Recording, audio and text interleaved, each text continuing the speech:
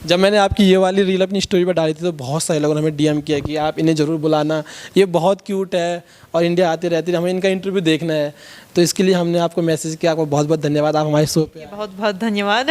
सबसे पहले हम शुरू करेंगे आपकी हिंदी की जर्नी के बाद। जैसे आपने बताया कि आप न तो आप इंडिया में रहते हो, ना आपके माता पिता कोई भारत आए या भारत रहते आए होंगे, लेकिन रहते नहीं है, ना उन्हें हिंदी आती थी। तो जापान में हिंदी भी कोई ऐसी भाषा नहीं जो सीखनी चाहिए या लोग सीखते हैं। आपको फिर हिंदी कैसे आई इतनी बढ़िया, अपनी हिंदी की जर्नी? ठीक है, तो मैंने कॉलेज में विश्वविद्यालय में हिंदी बीए किया था। यानी कि जब मैं हाई स्कूल स्टूडेंट थी तभी मैंने निर्णय लिया था कि चलो मैं हिंदी सीख लूँगी।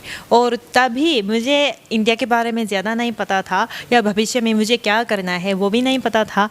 तो मेरे पिताजी ने बोला था कि थोड़ा सा हिंदी सीखो, क्योंकि मेरे पिताजी हिमालय पर्वत में चढ़ते थे और कोलकाता, नेपाल, वो इंडिया सब घूमते थे और उनको बहुत पसंद है, इसलिए उन्होंने मुझे बोला था कि हिंदी सीखो।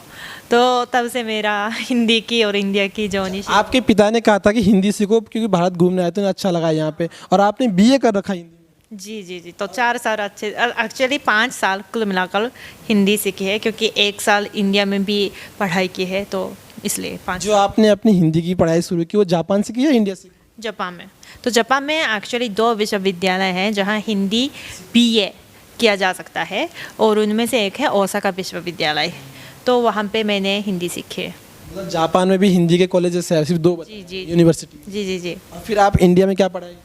इंडिया में भी हिंदी, तो यहाँ दिल्ली में केंद्रीय हिंदी संस्थान करके एक इंस्टीट्यूट है जहाँ फॉरेनर्स हिंदी सीख सकते हैं, तो वहाँ पे मैंने किया था। तो हिंदी के लिए मतलब इतना प्यार कैसे कि लोग जब पढ़ाई करते हैं तो कोई डॉक्टरी करता है, कोई इंजीनियरिंग करता है, ताकि हम लोग आगे जाके अच्छा सेटल हो, पैसा वगैरह बनाए, और आपने हिंदी चूज़ किया है। जबकि आजकल उल्टा हो रहा है कि इंडिया के लोग ना अब हिंदी धीरे धीरे छोड़ रहे हैं, वो वेस्टर्न वर्ल्ड की तरफ ज़्यादा अट्रैक्ट हो रहे हैं, इंग्लिश मीडियम में ज़्यादा इंग्लिश सीख रहे हैं। वो चीज़ भी सीखनी चाहिए, बट हिंदी भी हमें अपनी मातृभाषा तो उसको रखना चाहिए। आप एक विदेशी होने के बावजूद हिंदी के लिए इतना प्यार कहाँ से आया, ये मुझे जानूँ। क्योंकि जब आपके पापा ने बोला कि ठीक है आप सीखो, पापा तो बहुत कुछ बोलते हैं, ये भी करो वो भी करो, लेकिन मन वहीं लगता है, बच्चा वही करता है जिसमें उसका मन लगे। आपका इतना मन कैसे लगा हिंदी में और इंडिया में? तो सबसे पहले ये मतलब गलत मत समझे, लेकिन मैं हिंदी से प्यार नहीं करती हूँ, ठीक है। मुझे लगता है भाषा ऐसी चीज़ है जो उस देश के संस्कृति के बारे में, सब वो देश के बारे में जानने के लिए एक बहुत उपयोगी टूल बोलूँगी, ठीक है।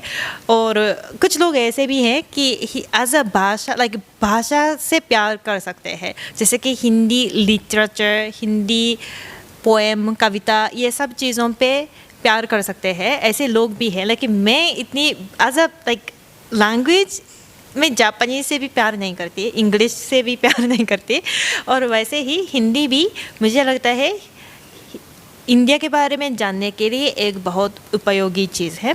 और हिंदी की वजह से मैं इंडिया के बारे में बहुत सीख पा रही हूँ और लोगों से बात भी कर सकती हूँ, और में लोगों से प्यार है, देश से प्यार है, तो ऐसा तो हिंदी तो ज़रूरी होती है मेरे लिए। तो भाषा तो आपने बताया एक टूल है यहाँ पे अच्छे से रहने का, लेकिन देश से प्यार है आपको भारत से?